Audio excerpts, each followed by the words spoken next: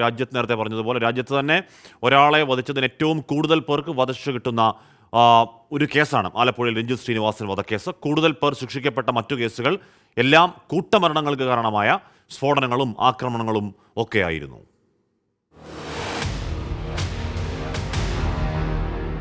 രാജ്യചരിത്രത്തിൽ ഏറ്റവും കൂടുതൽ പേർക്ക് ഒന്നിച്ച് വധശിക്ഷ കിട്ടിയത് 2008 അഹമ്മദാബാദ് സ്ഫോടന കേസിലാണ്.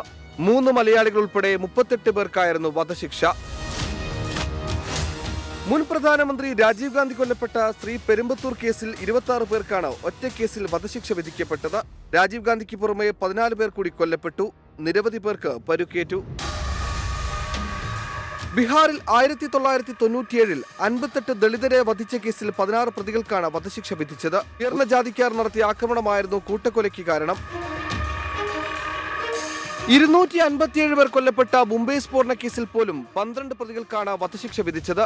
രഞ്ജിത്ത് ശ്രീനിവാസനെ വധിച്ച കേസിൽ 15 പ്രതികൾക്ക് വിധിച്ച ശിക്ഷ അതുകൊണ്ട് തന്നെ നീതിന്യായ ചരിത്രത്തിൽ പുതിയ അധ്യായമാവുകയാണ്.